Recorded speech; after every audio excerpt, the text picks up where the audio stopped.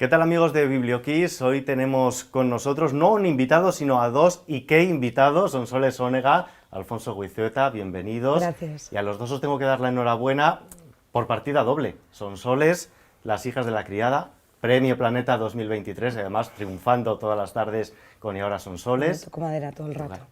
No, es cristal, tenemos No, da cristal igual, la llevo bueno. dentro. Y Alfonso, jovencísimo, ayer 24 añitos, finalista del Premio Planeta, y es que además le has arrebatado así, has adelantado por la derecha a Espido Freire. Nunca habíamos tenido un premio Espido Freire ganó y yo soy Bueno, finalista. espérate, vamos a ir poco a poco, pues ya que estamos, vamos a empezar contigo, Alfonso, Pues feliz. con La sangre del padre. ¿Qué nos vamos a encontrar en este libro? Pues es una novela que cuenta la historia de Alejandro Magno desde su adolescencia hasta su muerte en Babilonia, pero más allá de la aventura y más allá de la intriga política, que las derrocha y la novela tiene un montón, lo que nos encontramos aquí es un Alejandro que nos va a ser muy familiar, es un Alejandro muy humano, en el que yo creo que todos nos vamos a poder ver reflejados, ¿no? Es una novela de enorme crecimiento personal, de coges a Alejandro y el resto de personajes cuando tienen 16, 17 años y creces con ellos, ¿no? Los ves triunfar, los ves sufrir, pero también los ves madurar, ¿no? y hacerse mayores, encontrarse en la vida adulta. Y aparte, yo creo que es muy interesante, es una novela que habla mucho del poder, ¿no? De los claroscuros del poder, de cómo es este ejercicio autocrático del poder, cómo acaba corrompiendo también a Alejandro y a los suyos. Sí, y Sonsoles, Las hijas de la criada. Sí, Tenemos tela que cortar, ¿eh? ¿Quién nos vamos a encontrar así brevemente? En un par de la titulares? historia de una familia como tantas hubo en la Galicia de principios del siglo pasado, que construyen un imperio en el mundo de la conserva. La historia de las aventuras y desventuras de los Valdés, emigrantes también a Cuba, que vuelven a Galicia, y ahí desentraño los secretos de una saga. De una saga, de una familia que abarca prácticamente todo el siglo XX, y con Alfonso nos vamos a antes de Cristo, siglo IV antes de Cristo. ¿Cómo ha sido ese proceso de documentación? Porque de Alejandro Magno se ha escrito muchísimo. Muchísimo, totalmente. Pero claro, ¿cómo has hecho para ir a la fuente original, de la que al final tampoco tenemos tanto, y sobre todo lo que hayas leído de él, para que no te contamine, entre comillas, a la hora de escribir? Bueno, yo creo que lo importante de la novela histórica es la documentación. No te sirve para escribir un ensayo ni para escribir una tesis doctoral, al final no quieres descubrir nada nuevo de Alejandro Magno. Entonces lo que tienes que tener mucho cuidado es de construir muy bien el armazón, el contexto, y en este caso la ventaja de que sea un tiempo tan antiguo es que apenas tenemos fuentes de lo que a la vida personal de Alejandro se refiere, ¿no? No tenemos una correspondencia, unos diarios, y ahí es donde rellenas con la imaginación, ahí es donde entra el factor novelista, donde una vez construido el armazón histórico de la novela, que eso es importante que esté bien, rellenas esos huecos con la imaginación, y por eso el Alejandro que encontramos en La sangre del padre pues es muy mío, ¿no? Es muy distinto de los que haya en otras novelas, porque al final transitas un territorio muy inexplorado, que es la parte de la belleza como novelista. ¿Y de dónde surge esta fascinación por este personaje? Pues fíjate, yo creo que me fascinaba la idea de la juventud, eso me encantaba. De alguna forma es la novela de un joven contada por un joven, ¿no? Porque nos hermana la edad y pocas cosas, pero esta idea del crecimiento personal de Alejandro a lo largo del viaje era una cosa que me encantaba, ¿no? Cómo pudo conquistar el mundo en tan poco tiempo, pero sobre todo quién era el humano que había detrás de este gran rey, de este gran gobernante. Siempre se lo presenta como una especie de guerrero orgulloso, ambicioso. Tenía que haber algo más, no podía ser simplemente tan simple, tan sencillo. Y a mí lo que me divertía era explorar la rama humana de este Alejandro, cómo nos podíamos ver identificados con él. Y también quiénes le rodeaban. ¿Qué nos puedes hablar de estos personajes? Iba a decir secundarios, pero no, porque también son principales. Estos personajes que acompañan a Alejandro. Son muy principales. Es una novela que, aunque Alejandro sea el protagonista, es una novela muy coral, ¿no? En la que los generales de Alejandro, que además son sus amigos porque han crecido todos juntos, adquieren muchísimo protagonismo y evolucionas de alguna forma, los ves crecer, ves cómo se desarrolla esa amistad a lo largo del tiempo, a lo largo de la novela, ¿no? Y yo creo que el personaje, el otro gran personaje es Hefestión, ¿no? Que es este gran amor de Alejandro, esta gran historia de amor que va evolucionando también según va transitando la aventura, y cómo Alejandro al principio con Hefestión es un amor entre hombres libres, ¿no? En Grecia, y según Alejandro se va volviendo más tiránico en Persia, cómo ello repercute también en el amor con Hefestión, y Hefestión se va volviendo mucho más esclavo de ese amor, ¿no? Esa dimensión que también ves esas vicisitudes que tienen esas grandes historias de amor, esas grandes victorias, esas grandes derrotas en el plano personal. Al final tenemos un libro, el finalista es un tomo, pero es que de esta historia podríamos haber sacado 3, 4, 5. Me ceñía uno solo, ¿Cómo ha sido ese proceso de tijeretazo? Bueno, pues esto, Sonsoles, que es también una profesional de escritura, lo sabrá que cuando empiezas a escribir el primer borrador lo tienes muy rápido, ¿no? Tardas un año en tener un borrador que es larguísimo y luego tienes ya hecho el 20% de la novela. El 80% de la novela es autoeditarte a ti mismo, tachar, reescribir, asegurarte de que cada párrafo cuenta algo interesante, porque muchas veces los escritores divagamos y decimos, bueno, esto como lo he escrito yo, pues estará bien y lo voy a dejar, ¿no? Pero muchas veces no tiene sentido, alarga la historia innecesariamente y la novela era larguísima. Cuando tenía yo el primer borrador, entonces hay mucha tijera. Ahora vamos a volver a hablar de la tijera del borrador, pero quiero hablar también un poquito con Sonsoles. ¿De dónde surgió esta idea? Surge una vez más de la realidad. En la historia del intercambio de unas niñas en una cuna fue una noticia que yo misma conté como periodista cuando estaba en Telecinco. Me pareció que en sí misma había una novela.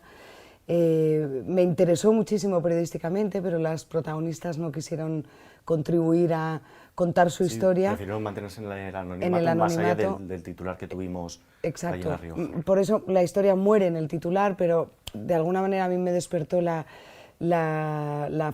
imaginación para fantasear con qué supone que te intercambien en unas cunas y que tu vida, inicialmente condicionada por quien te ha parido, sea del todo distinta, ¿no? Eso es el fogonazo inicial y a partir de ahí ya entra el trabajo de narradora de decidir dónde sitúa a los personajes, en qué momento histórico, qué les va a pasar, desde la narración omnisciente de un narrador que controla, o en este caso narradora que controla la vida de los personajes. Sí, pero partes de esta historia, pero es que luego también hay otro tema principal, que es ese empoderamiento femenino en la figura especialmente de la señora del Pazo, de doña Inés. Sí, no hay mucho cálculo en eso, es decir, en mis novelas hay una constante que es la aparición de mujeres que inicialmente no saben que son tan poderosas como realmente son. Creo que eso es perfectamente extrapolable al tiempo en el que vivimos. Ahora las mujeres no sabemos hasta dónde podemos llegar por miles de razones que no viene al caso analizar, ¿no?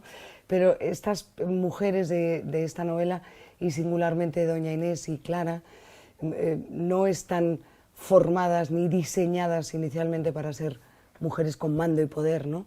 Pero es la propia vida la que las pone en esa tesitura de tener que ponerse de pie y ejercer un mando para el que no...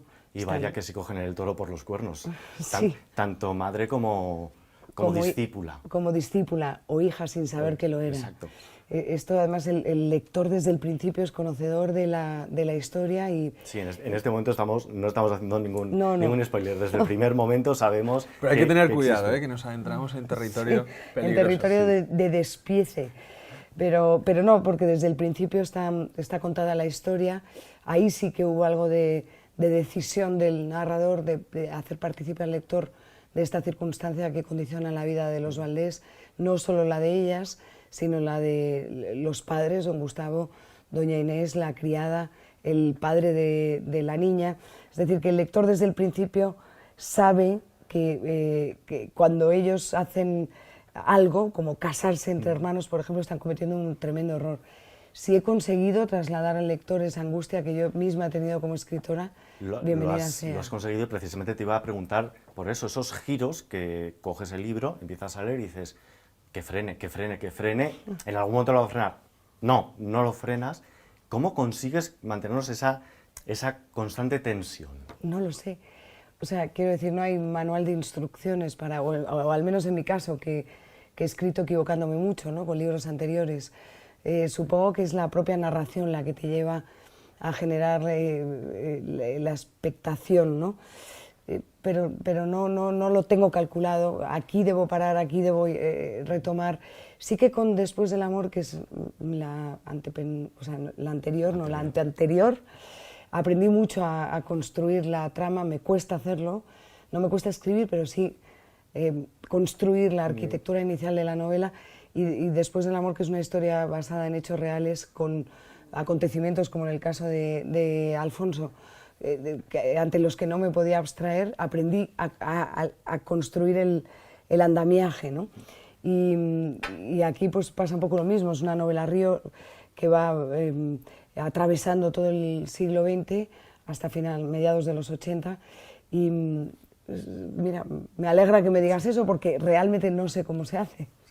Y Alfonso, también nos tienes en tensión en muchos momentos de tu novela, retomando un poquito la temática, también tiene unos personajes femeninos muy fuertes. Bueno, totalmente. Yo creo que son menos personajes femeninos que en la novela de Sonsoles, porque era un mundo muy de hombres, ¿no? Y de alguna forma quedan más invisibilizadas por la historia, pero las mujeres que hay en la vida de Alejandro eran importantísimas, eran estas grandes...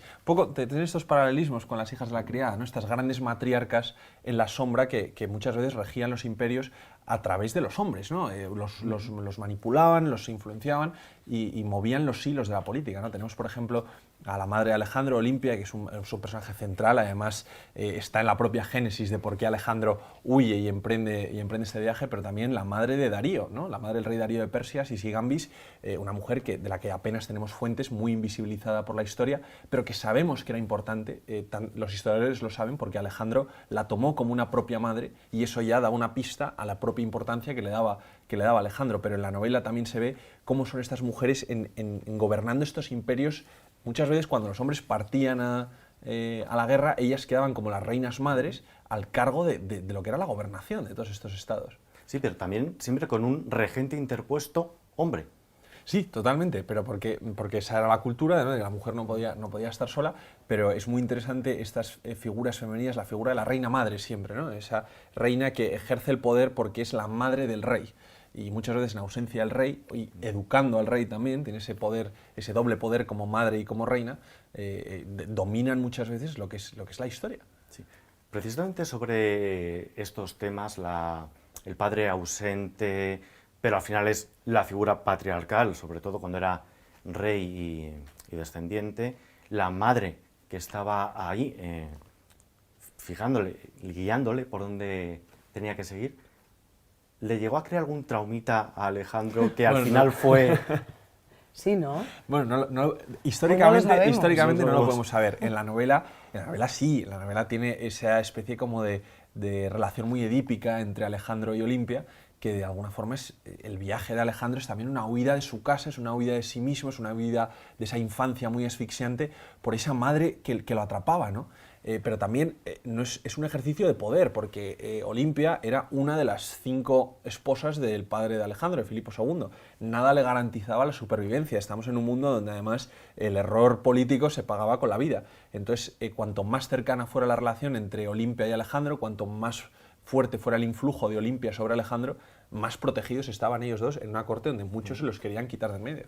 Y huida para adelante también la de doña Inés. Se pone el mundo por montera, dice, ahí te quedas y cojo tus empresas y déjamelas a mí. Bueno, pura supervivencia también, ¿no? Y mujer observadora que tanto ella como la hija que no sabe que lo es, de lo que está pasando en ese momento en la Galicia del mar, ¿no? Ella percibe, sobre todo Clara, que el mar está dando mucho dinero a los industriales de la zona y es la primera que despierta el interés en doña Inés para que convierta el aserradero en una fábrica de conservas, ¿no? A mí me sorprendió saber, porque la novela es una novela escrita casi a la vez que la iba documentando, lógicamente, quiero decir que lo desconocía todo sobre el mundo de la conserva, más allá de la idealización que todos tenemos de esa Galicia marinera. Desde la Primera Guerra Mundial hasta la Segunda, la industria de la conserva experimenta un crecimiento espectacular. En el año 14 descubren que la producción y las ventas se están multiplicando para alimentar a todos los bandos. Entonces España fue neutral en la Primera Guerra Mundial, pero daba igual. Y aquello despierta evidentemente el interés de los industriales hombres y ella entiende que siempre hay mar para todos, incluso cuando acaba la Primera Guerra Mundial.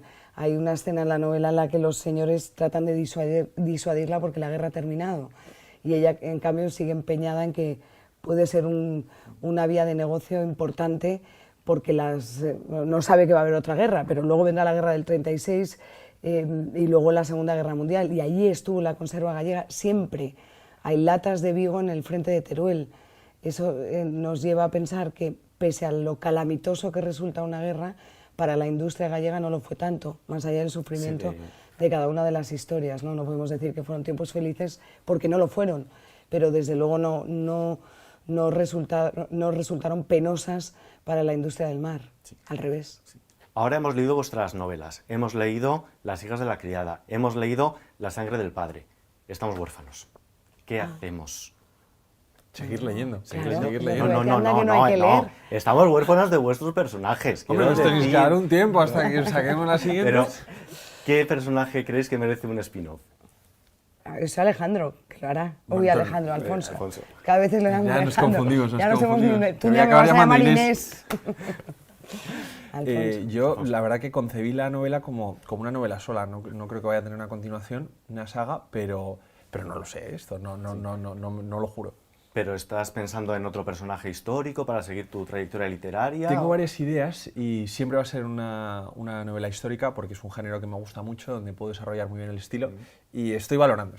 Es que La sangre del padre la acabé a principios de este año y estoy todavía un poco en barbecho, ¿no? Considerando varias cosas, pero creo que el siguiente protagonista va a ser una mujer. Sí, pero, a ver, desde que habéis presentado el manuscrito a concurso, desde que se falló el premio, desde que tenemos aquí el libro entre nosotros, ha habido tiempecito para pensar, Sonsoles. Sí, bueno, a ver, yo este verano empecé a escribir y tengo alguna cosa ya escrita medio enjaretada, pero no del todo. O sea, sé que no creo que me desvíe. No, hombre, no, pero es que yo, yo cada ratito que tengo tengo que pensar porque luego pues de lo que menos tengo es tiempo, ¿no? Pero no creo que... No sé dónde me va a llevar esta historia, sé lo que quiero tratar, pero de momento es todo muy inicial. Y me tomo todo el tiempo del mundo como siempre he hecho. ¿Eres una escritora que derivó y se convirtió en periodista o una periodista que derivó en escritora? Pues supongo que lo natural era que me sintiera más periodista desde pequeña que escritora, porque eso no sabía qué era, ¿no? Pero en mi casa siempre he vivido en un ambiente de gente que escribía, gente que leía mucho, y hablo sobre todo de mi padre, ¿no? No escribía libros, pero escribía periódicos, con lo cual el repiqueteo de las teclas de la máquina de escribir ha estado presente toda la vida, casi como los pitidos de las señales horarias de la radio. Entonces, las dos cosas se han conjugado en mi formación desde muy pequeña. Claro, de algo hay que vivir, y de las letras se vive peor que del periodismo, en tanto que yo necesitaba trabajar y una nómina, con lo cual empecé siendo periodista porque de algo tenía que trabajar, ¿no? Y mi paso inicial por la literatura pues no fue muy fructífero ni afortunado. Así que creo que me hizo periodista mi primer contrato en CNN Plus y escritora, en caso de que lo sea ahora, es algo que siempre ha estado dentro. A eso iba. ¿Cómo que en caso del que lo sea? Bueno, porque yo creo ahora, que escritor, como carpintero, como periodista, como fontanero, son oficios a los que le tienes que dedicar todo tu tiempo, ¿no? Y yo a la literatura no se lo dedico. Por eso siempre digo que me queda grande que me consideren escritora. No, lo digo con convicción íntima, razonada y muy pensada, ¿no? Que me define mejor una periodista que escribe que una escritora sin más. Periodista y escritora, te lo decimos quienes te leemos, pero Alfonso es además historiador, doctor en Relaciones Internacionales, escribiendo la tesis. ¿De dónde sacaste tiempo para documentarte y sacar este...? Quitándoselo al doctorado, que me escapaba de clase en Londres para ir a escribir a los cafés y a los pubs, y me decían, ¿dónde vas? Y digo, voy al archivo a investigar, y para nada, está en una libreta escribiendo a Alejandro. Pues bueno, esa base de disciplina, de organizarte mucho, y pues eso, le vas rascando tiempo a lo que puedes, porque la verdad que para mí ha sido una suerte esto del Planeta, porque me puedo dedicar a la literatura, que es lo que más me gusta, pues de forma profesional, ¿no? O sea, ¿te vas a dedicar ya? Hombre, Alfonso, sí. de momento le quiero dar una oportunidad, porque... El otro día me preguntaban, pero díganle algo a un escritor que empieza que realmente le permita conocer lo dura que es la literatura. Y digo, hombre, no, estoy compartiendo el premio Planeta con un jovencísimo que quiere dedicarse, pero ya es decisión. Bueno, pero porque yo siempre tengo la idea de que yo iba a escribir. Ganes un premio o vendas libros, pues me parece que es fantástico, ¿no? Pero si no lo hubiera hecho, seguiría escribiendo. Lo que pasa que en ratos más cortos de tiempo, en los fines de semana, por las tardes, pero yo sé que yo voy a escribir hasta el día que me muera. No, y además es verdad que se puede compatibilizar con los trabajos, y hay ejemplos... Y está muy bien hacerlo, además, porque ¿sí? si no te estancas mucho. O sea, está bien tener muchas patas. los huevos en distintas cestas, que se ¿Qué dice. se dice? Claro. Sí. Un libro escrito en cafeterías en Londres en ratitos robados al doctorado, otro escrito en camerinos de 2 canales distintos de televisión, pero finalista, Premio Planeta, bueno, además tienes el Azorín, etcétera. ¿Os postularéis otra vez? No se puede. Bueno, él sí puede ir al Planeta, pero está tengo por aquí apuntados, puedes aspirar al Primavera de Novela, puedes aspirar al Azorín. ¿O te has cortado la coleta? No, en absoluto. ¿Por qué? No, pero bueno, tienes que tener algo para ofrecer, ¿no? Si no... un aliciente un poco. Es que no de... salen una las novelas novela. como churros, tardan un tiempo. Claro. Sí. Iríamos a intentar ser ese sexto que haga doblete llevándose finalista y premio. Pues no lo sé, si tengo una novela que creo que puede ser buena para el Planeta, pues igual la presentaré en unos años, pero es que ahora mismo no tengo nada con lo que presentarme. ¿Qué consejos, qué estás aprendiendo de Sonsoles estos días? Pues muchísimo, porque para mí el mundo de la comunicación, el mundo de los medios, que es verdad que Planeta pues tiene mucha fuerza en esto, ¿no? Y me estoy viendo un poco en la tormenta, Sonsoles es que la pausa con la que habla, la serenidad, cómo trata, cómo da los mensajes muy específicos que quiere transmitir, es que me encanta, estoy aprendiendo, estoy haciendo un máster de la comunicación. La profesión va por dentro, pero Alfonso, vamos, no te creas. y además que nos quedan unas semanas de gira. Me siento tan novicia como tú a este lado de la barrera. Pues lo llevarás por dentro, lo de novicia, porque yo te veo, vamos, una profesional que admiro muchísimo la serenidad, la entereza con la que vas. Sí. Y al revés, ¿qué te está aportando Alfonso? Todos esos atributos que él encuentra en mí, los encuentro yo en él. La tranquilidad que tiene, la paciencia con algunas cosas de los medios de comunicación que no tiene por qué conocer porque acaba de llegar, la templanza, su vasta cultura, pese a lo joven que es. A mí es un iba a decir un personaje, pero es que eres un personaje, Alfonso, eres un personaje. Lo somos todos, en el fondo. Sí, un poco. Podríamos escribir una novela conjunta de la aventura Planeta, ¿eh? Daría pues que hablar. podríamos escribir a 4 manos, me gusta. La verdad que ha sido un descubrimiento personal y es un compañero de viaje y de baile maravilloso, espero serlo para él también. Claro. No, desde luego, yo no podía haber caído con una mejor. Haces muy buen tándem, se nota la complicidad, no hay más que verlo. ¿Qué feedback habéis recibido ya de los primeros lectores de vuestras novelas? La verdad es que está siendo emocionante, sobre todo los compañeros periodistas que han tenido oportunidad de leer la novela un poquito antes que el resto para hacer las entrevistas. Esto se puede contar, ¿no? Que los periodistas lo reciben, pero bueno, creo que es un par de días antes de que llegue. Un poquito antes, tampoco nos da mucho tiempo. Y es emocionante ver en el lector lo que le provoca, lo que tú has escrito, ¿no? Que siempre esa es la siguiente aventura, cuando publicas, ver la recepción en los lectores. Y yo hay veces que me resulta sonrojante incluso lo que están diciendo de la novela, ¿no? Pero bueno, queda todavía mucha librería. ¿Y tú, Alfonso? La verdad que las personas que lo han leído, que son 2 amigos a los que les di una copia, porque también nos dieron una caja para que, digamos, a los más cercanos, tampoco esto revelo ningún secreto, les está gustando muchísimo, porque además es lo primero que leen de mí, y están muy acostumbrados a verme siendo muy pesado, diciendo, no, estoy escribiendo, no voy a salir, que estoy escribiendo, dejadme un momento, y dicen, ahí va, era para esto, pues oye, pues no está mal, tal. ¿Habéis podido pasear ya por las librerías? Todavía no. Tenemos que ir, sí. Pues si salió hace nada a la venta y estamos con tal vorágine de la promoción, pero tenemos que ir. Este fin de semana, si Dios quiere. Hay una cita de tu libro, concretamente Sonsoles, que uno de los personajes le dice al resto de mujeres: pídanle libros que duran tanto como las joyas. Sí. ¿Qué libros sois los que para vosotros es un diamante, es vuestra joya? Bueno, hay muchos, a mí me cuesta elegir solo uno. En realidad, al menos la biblioteca que yo tengo en casa ahora está hecha ya de pequeñas joyitas elegidas. Siempre cuento que yo heredé la mitad de la biblioteca de mi padre, la otra mitad la tiene mi hermana Cristina, pero luego con los años tú vas haciendo tu biblioteca y sé perfectamente a cuál recurrir en según qué momento del día. Tengo mis estanterías de poesía, por ejemplo, que hay momentos en los que te pide leer mi parte de política e historia cuando tengo alguna duda y consulto mis libros de literatura universal o la literatura española, y en todas encuentro siempre algo. Yo diría que para mí hay un libro que me cambió, que me marcó, que fue 100 años de soledad. Sonsoles está harto de decirlo, porque cada vez que me lo preguntan pero lo es digo. verdad que nunca hemos discrepado, porque le oigo decirlo y efectivamente es una joya.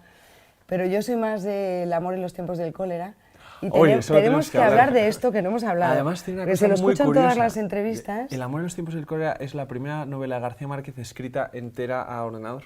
La primera que no escribió a manuscrito, y dicen que se nota. ¿Ah, sí? Yo os lanzo un órdago, ¿eh?